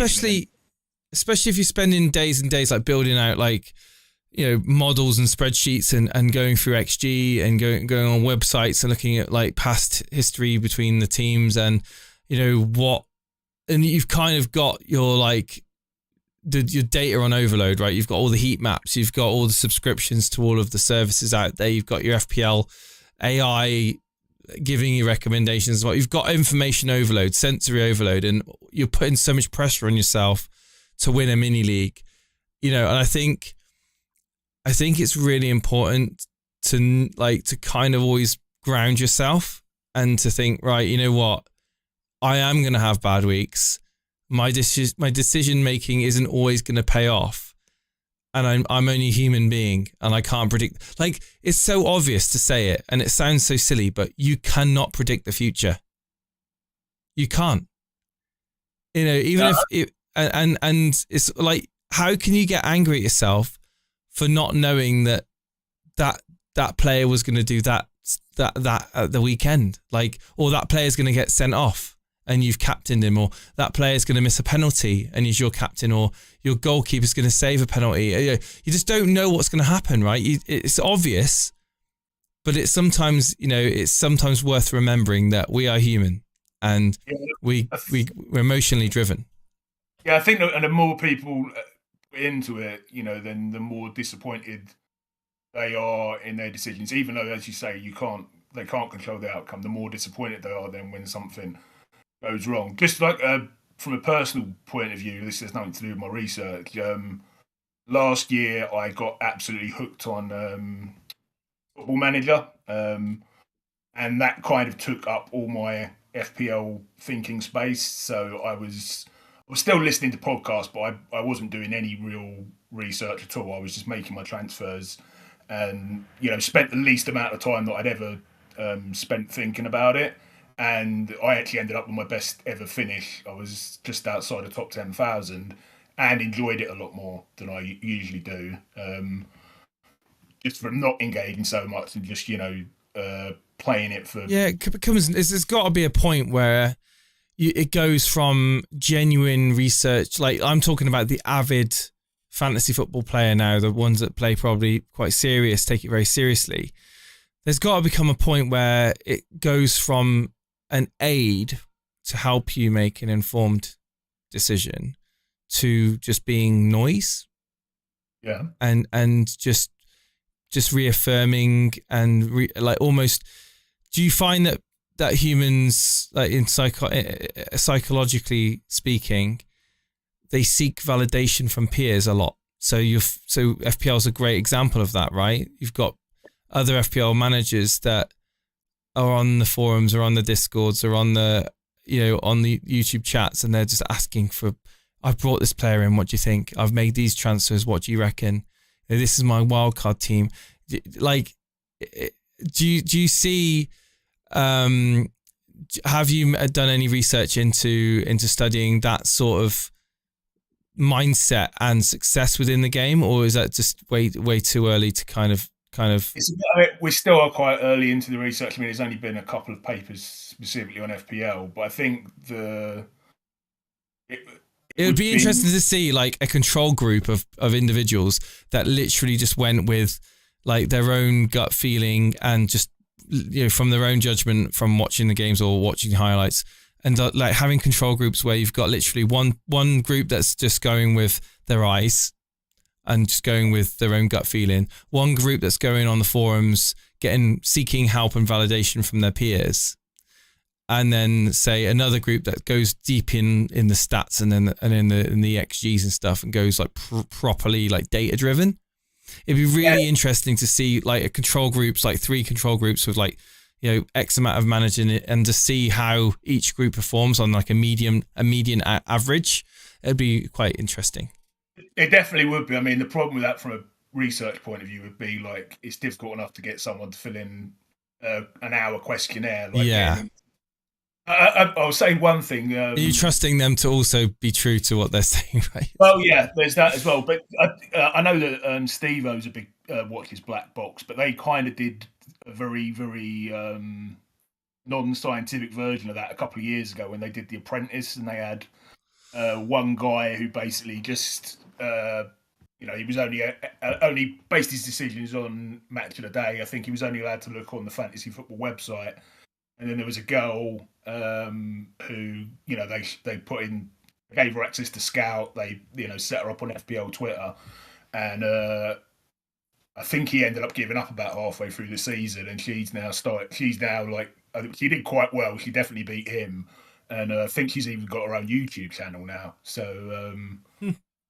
Yeah, but I mean that's only 2 people, so obviously, like as you say, need a bigger sample size, don't you? But but I know that people have got very angry in the past, and I think when it starts to affect your relationships with your friends, family, and maybe your wife's girlfriends, I think that you need to take a look in the mirror and go, this is just a game, and we can't predict the future, and you shouldn't be getting too attached to things that you can't control. And have if the game doesn't bring you fun, then you shouldn't really participate. I think the real danger of the game is if it leads into serious gambling issues in terms of high spending and stuff. But the thing is with anything, if someone wasn't addicted to FPL, they would probably be addicted to something else anyway, like computers or gambling. So some people in the literature argue that not necessarily FPL, but fantasy baseball, fantasy American football might actually be a good thing because it might be preventing people from gambling. But on the other hand, it could be like a gateway drug, for the sake of a better word, into gambling. So it's kind of like, but I think that's kind of the debate, which that's probably where the research is going to head towards. I think is looking at whether or not it's encouraging gambling or acting kind as like in our research, we did actually find that some people said that they used it as a substitute for gambling. People who I think had gambling problems before. But I think that would be an interesting thing to look at. Absolutely. Gary, man, thanks for coming on. Yeah. Cheers, dude. Thank you. Bye. I'll speak to you again. Look forward to speaking to you again. Right. Cheers, dude. Bye. Absolutely. Well, it's a very wide-ranging subject. Talking obviously about fantasy football and people's mental well-being, and I wouldn't even pretend to think that I can even qualify to talk on the subject. But it is a very, I think it is relevant. I'm sure people will be kind of, sort of like agreeing or kind of relating to some of the things that were said there. I think what would be interesting if you were to switch the content around, and if it was most of the content was like our channel, where it's obviously the subject matter is fantasy football, but you're kind of having a general discussion about anything really. And then the small percentage was of channels which were just specifically about telling you what to do. Unfortunately, it's the other way around, isn't it? And like with any game which has a competitive element in it, you're always wanting to win. And if you're able to latch onto something which, I'm going to use his word here, one for a better word, cheating, because you can see someone that's doing very well at a game, so you just go, well, they're doing well at a game, I'm just going to copy them to beat my rival. And then when it starts going wrong, and then your thought process is, well, I thought about bringing in Matoma, but this guy here said that you should be bringing in Saka, and Saka's done nothing, and Matoma's got a double-digit haul. This is really, really, it just never ends. And like I say, with this particular channel, I get angry about things, but it's because of the competitive side of things which it's all about. And I think, when you are taking something quite seriously, and you are wanting to do well at it, it will affect your mental health. You can even take your everyday normal job, for crying out loud. I'm sure there are things you've done, Jason, with your projects where it's caused you a lot of stress because you take pride in what you do. So, and you want to do the best for that client, and you're going to do anything you can to make it good. But you've got deadlines as well, and I'm sure you stressed over it. It's the same with like my job. I want to do the best job I can doing the bins, but it does cause effects on you. And again, this is a subject matter I'm not qualified to talk about.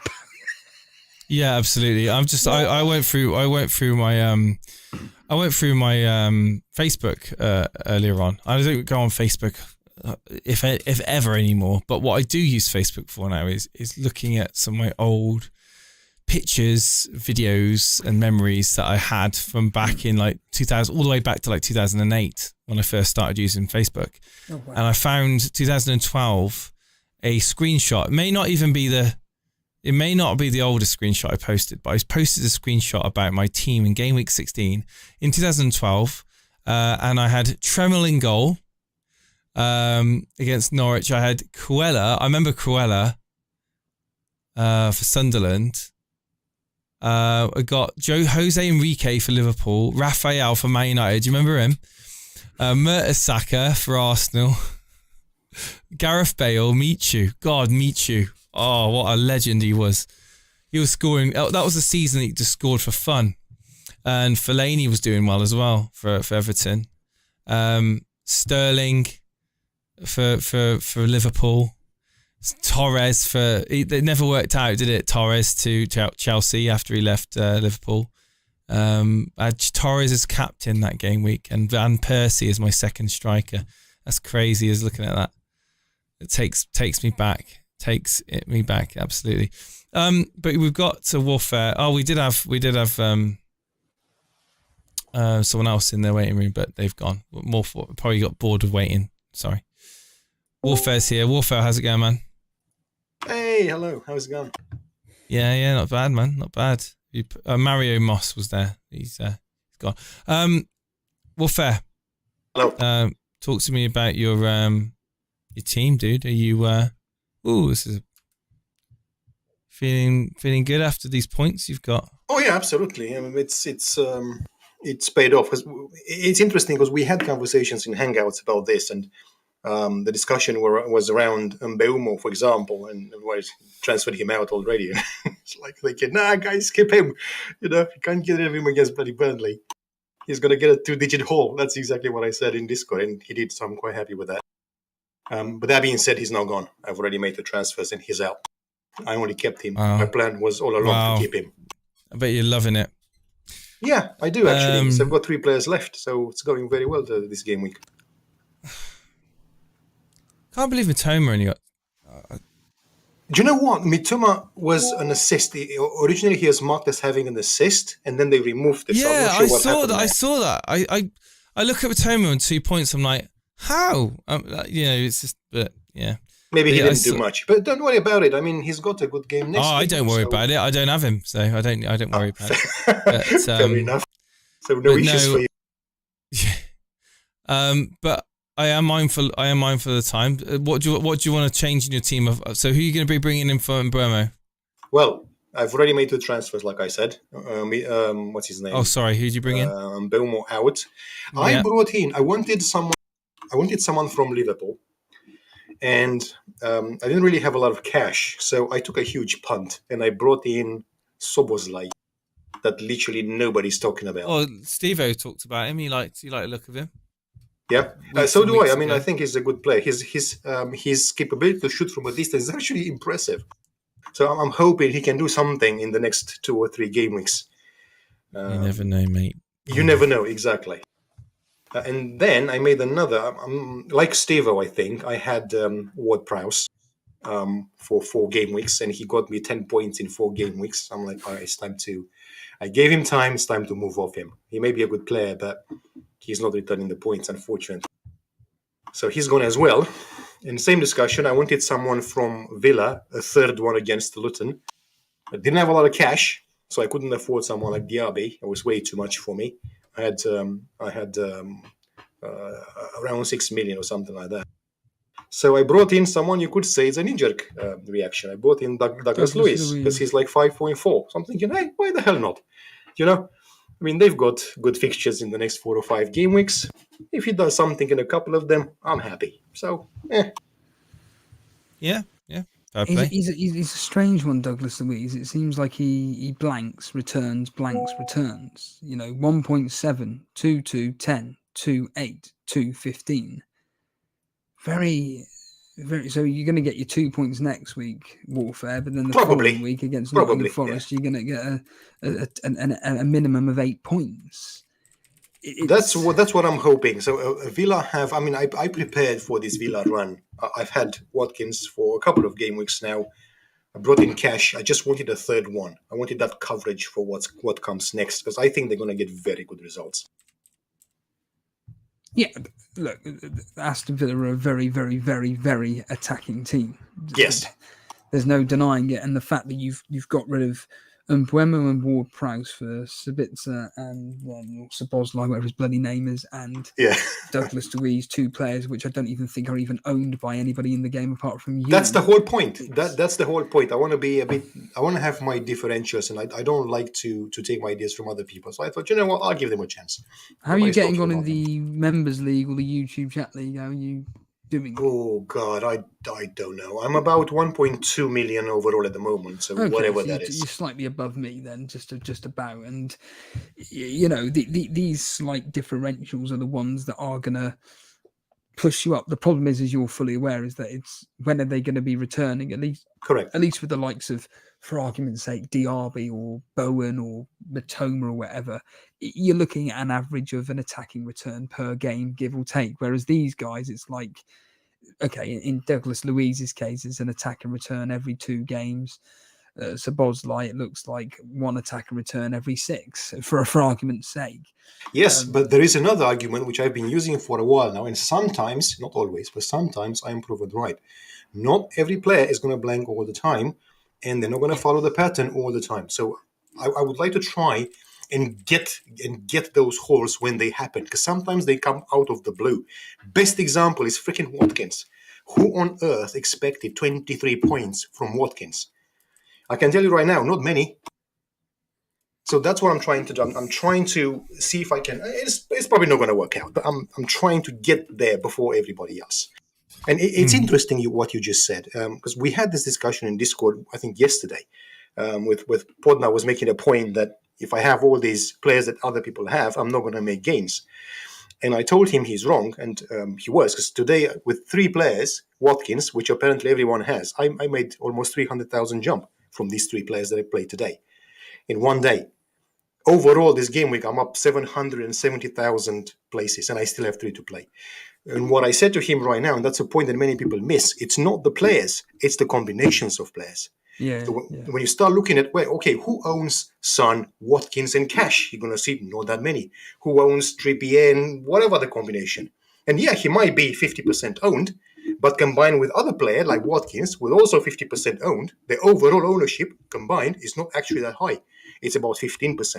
So when you have 2, you jump like crazy, basically, which is exactly what's happening.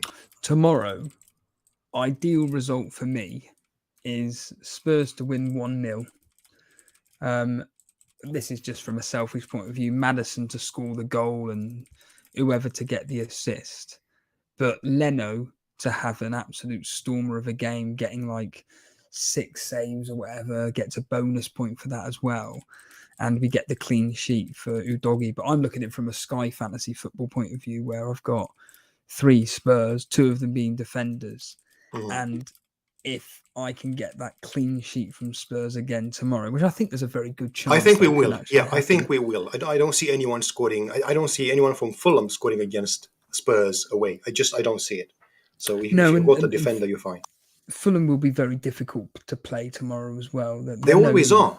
Yeah, they always are. Defensively, they're strong. Unless, they only shipped 5 against City, I believe. I think it was. So there is the potential there. It could go either way. It could be a very tight game with a lot of points from Leno, or it could be an absolute stormer for Spurs, where they also score 3, 4, 5, and we get huge hauls from the Spurs players. It could go either way. I don't know which way. The only reason why I decided to play Leno was because I looked at the points returns at home and away from home. At home, he gets 2 points. Away from home, he gets double-digit hauls. I'm not suggesting Foreman is going to get double-digit haul tomorrow. It's very unlikely. No. But, the reality is that he is a very good goalkeeper, and he will be saving quite a lot. I mean, I look at their fixtures here, and you are completely right. Apart from the Man City game where they lost 5-1, they lost 3-0 to Brentford. Yes, yeah. Other than that, their games have been pretty tight. Pretty tight, yeah. All they've won quite well. So they beat Sheffield United 3-1. Okay, they lost to Fulham, Chelsea 2-0, but then they beat Norwich 2-1. They drew 0-0 with Crystal Palace. They beat Luton 1-0. They actually drew 1-1 with Tottenham and went through on penalties. They drew 2-2 with Arsenal, and they beat Everton 1-0. Again, I'm expecting this game to end 2 or 3-0, personally. But if it is that, from an FPL point of view, like I said, it'd be great to see a 1-0 win and Maddison to do something and just get those defender clean sheets. But so long as they keep a clean sheet in Sky, yes, I'm very, very happy, and it will help me a lot. And certainly, when I look at my FPL team and I look at what I can do, I can just sit back and not have to worry about doing any transfers today. I can just reevaluate after tomorrow's match and go, right then, I've seen what Tottenham are like, even though I know what they are like. But if, for instance, Maddison's still not looking particularly on it because of some niggling injury, or Son's not looking particularly on it because of some niggling injury, I'm like, well, actually, I may not need to get, I can do Son, Sterling and Ward-Prowse out, for example, without having to sacrifice anyone else, and bringing in the likes of Bowen, Saka and Matoma, possibly. I don't know. But certainly tomorrow night's game is going to be a deciding factor on what my transfers are going to be. Well, one thing for you, and this is the reason why I kept Mitoma, is because their fixtures now are very good. So for the next 4 game weeks, I think, they are golden. And even later, so if you have someone, Mitoma is definitely a must-have, because they play Fulham, Everton, Sheffield, and Nottingham Forest in a row. There's a lot of potential there for points. But now the main reason, so I had a crazy idea, which I usually get sometimes. I'm starting to be a bit disappointed with Haaland. I still have him. I'm not convinced I want to get rid of him against United and Bournemouth, so I'm probably going to keep him. Agreed, yeah. However, if he doesn't do well, and by well I mean double-digit returns in both of those matches, if he doesn't do well, I think I'm going to drop him. And my crazy idea was drop him, get Alvarez instead, which is half the price. That gives me 7 million. And then I want to play like a joker card every game week. I'm targeting a match every game week. Bring in whatever player I think has the potential to get most points in that match. And just do that every game week. 1 or even 2 transfers. Because a -4, who cares? You bring in someone who gets 16 points, who cares that you took a -4? So that's the kind of idea. I like the fact you're saying that, but we get a lot of people that come on these call-in shows to say that's what they're going to do, and they never do it. I love it. I hope you do it, but it always seems to go out the window, because what will happen is this, for argument's sake, he gets 1 goal against Man United, against Bournemouth he gets 1 goal, and then you're like, right then, get him gone, clear off out my team, and that's what you've done. So then you go, right then, I'm going to do my plan of targeting Burnley and Sheffield United because they're fucking shit. Yep. So I'm going to bring in whoever against Burnley, whoever against Sheffield United, and then Haaland's at Chelsea and he goes and scores a hat-trick against Chelsea, and then against Liverpool he goes and scores 2 goals and gets an assist. At that point you're like, what the fuck have I done? Because the players that you're bringing in against the shit teams don't doing anything. It's a horrible way of, again, it's always like double guessing everything that we're always thinking. But I'm in agreement with you, to be honest with you, Warfare. I think that against Man United, I'd expect a minimum of an attack in return. It's not going to be an easy fixture. I don't think it's going to be a battering that Jason's thinking. I'm looking at, well, the history suggesting 2-1 to Man City. But against Bournemouth, come on, that has got to be a minimum of 2 goals for you would expect, at least 2 goals, if not more. Yes. And then Chelsea away, I think, as well. And Liverpool at home. I think he's got to do the business. Even Spurs. I don't know. It's hard to call it, because when you look and you see that Alvarez has 6 less points and he's half the price, it's actually annoying. Well, this is why I'm like, it's just an idea, getting rid of Haaland for Watkins and bringing in the better quality of midfielder that are going to get better points as well. Not necessarily better points than Haaland, but certainly more higher points than Sterling, Ward-Prowse. And then as an overall point scoring week, I'm going to get more than if I was just to have Haaland as a simple example and still have Ward-Prowse and Sterling that are just plodding along with 2 points every bloody week. So I'm in agreement with you, Warfare. I think it's a great idea, but I'll think about it. I tend to follow through with what I say. I don't play like other people, that I don't listen to content creators. And for me, the game is just a game. That's literally it. So I don't really care. If it doesn't pan out, well, it doesn't pan out. It just means they're going to make fun of me in Discord. That's all. I can deal with that. Good. Warfare, thanks for coming on. Thanks a lot, guys. Cheers, Warfare. Bye. Cheers, man. Mindful of the time, Steve-O. We'll take one more call, I think, and then we can... Mario's back, so get Mario's on. Mario. Let's go, man. Hey, Mario. Excellent score. Hi, gents. Can you hear me? Hear you loud and clear, Mario. And you're going to be hoping tomorrow it is going to pan out the way I'm hoping. 1-0 Madison scores, and that's it done, because you've had an absolute blinder of the week. Nah, it's been a solid game week. I'm actually just looking into the transfers, and you have been mentioning Matoma a lot, which has been on my radar from this game week coming. So I just wanted to know, what do you guys think of him, the way he played against City? You think he's going to run through and do the same against Fulham? I just see Brighton as a team who like to attack, and Matoma is one of the main key components of it. And by all accounts, hearing Jason on the live stream the last 15 minutes or so, it just sounded like it was just everything going through Matoma. And it was amazing that he didn't score. The problem for you, though, Mario, is that who the fuck do you get rid of? Definitely Son. Son, for me, is the one I'd be taking out. Why Son? Because the way I calculated is Son would be pretty much scoring a goal, not really assisting, whereas Maddison would be behind more goals. So if Spurs scored 3 goals, Maddison is likely to have assisted 2. So I'd rather keep Maddison, and also I have more money tied up in Maddison because I had him since he was 7.5. Well, you just heard me speak to Warfare, or make a suggestion to Warfare that depending on how tomorrow night's game goes and looking at how Maddison and Son play, I could potentially be getting rid of one of those two, and then get rid of Ward-Prowse no matter what, to be bringing in Matoma and potentially Saka. Because I'm looking at those Arsenal fixtures, I'm just thinking they're just too tasty to be avoiding them.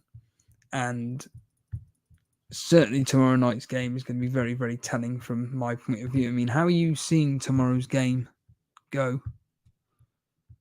I'm going with like a 3-0 or 2-0. 2 or 3-0 to Tottenham. Yeah.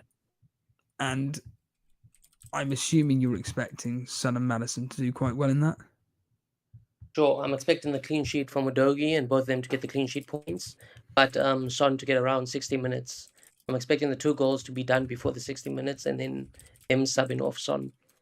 So again, he's a minute risk opposed to Matoma being there for 90 minutes.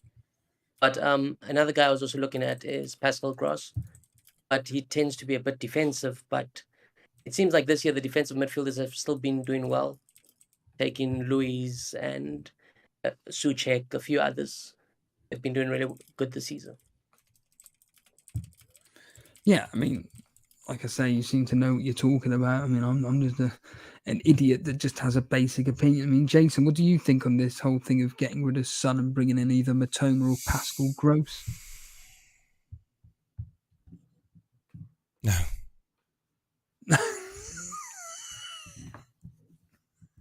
I don't need to think about it. And then why is that? Just briefly. Because one player I get excited watching, the other player I don't. It's eye test for me. And I mean, and that's how I choose my FPL players. I mean, admittedly, I don't have Matoma in my team, but if I could find a way of getting him in, I will at some point. So yeah, you can't have everyone, but certainly he's the one that stands out like a sore thumb to me every time I see Brighton, every time I see other people owning. I think that's one to keep in your team, and yeah, I think like people going with Bowen, sort of DRB. I know people aren't necessarily jumping on DRB. I know I got him in, but like for example, if I could swap DRB for Matoma, I would. Oh, that sounds good. Thanks, Jens. Which I can technically do, but but I don't want to spend another 4 points. And look at the fixtures, man; they're just so good. Cheers, man. Thank you, Mary. Cheers. Okay. Brilliant show, Jace. Another one with an 80-point week in Mario, and it really is going to be interesting tomorrow evening, seeing how Spurs do. Like I said, I'm desperate for a Tottenham clean sheet and just keeping it low scoring, and Leno having a stormer, which all I care about is if he beats Turner, to be honest with you. But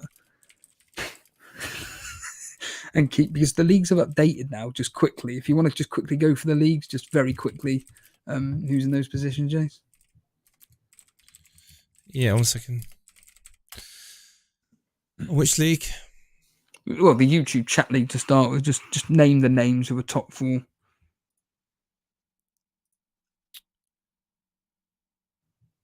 YouTube chat league, as we see at the moment, we've got VJ Garv at the top. It's being recalculated, but he's at the top. It's at 74 points this game week. Salah captain, well done to you, man. Ed Watkins and Alvarez, Trippier. Peter Scully in second. He's gone up now into second place in the YouTube chat league. Nick Treadwell is dropped down from second to third place. And Ben Walker, that's gone up to fourth in the YouTube chat leagues. In the Rivals League, Vijagarv sits top. That's doing very, very well. Santu Sinaslo. Who's that? Who's Santu? SS in the Discord. SS, right? Okay. Peter Scullion and Danielle Tubarak is up to 4th place. I think that's Cal. Up to 4th place. Nick Fredwell's dropped to 5th in the Rivals League and the Members League. Matty T, 360 No Pope, top of the Members League. Tyler Masawi, Tifa de Tillmans, Peter Scullion in 3rd place, and Harry Dawson is in 4th place in there. Still, well, I say very, very tight. There's now there's a nice gap between Peter and Harry in 3rd and 4th. And just a shout out to Alex Volo here. I mean, a guy who was doing so well and now he's just dropping like a stone, Jace. He's miles off top spot now. Who's that, sorry? Alex Volo, he was top of the YouTube chat league, I think, 2 weeks ago, and all of a sudden he's 6th and about 40 points off top. Yeah, but these, again, it's triple captaincy. It's absolutely gutting for him. And he also brought in Haaland this week. Your mate. Oh, Rasmus. yeah, I finally got rid of him. I can't keep him anymore. I don't want any more. I don't know if I'm going to have any more. He had Dalot in his team, though. Scored a good goal. So he got 11 points from Dalot. So, yeah, United. Yeah, anyway. Right, I need to get up, moving, Steve-O. It's late now. So. Yeah. Right, cheers everybody for tuning in. That's brilliant. Yeah, I need to spend time before wife goes to work. With my wife, because we don't get time to spend together watching our TV in the day, because obviously we can't watch our series with the little one around. So yes, this is time to probably watch more Stargate SG-1, I think, tonight. Thank you ever so much, everybody, and give them a wave, Steve-O. Yeah, make sure you like, subscribe, all that bollocks. Cheers, everybody. Take care. See you, everybody. Bye.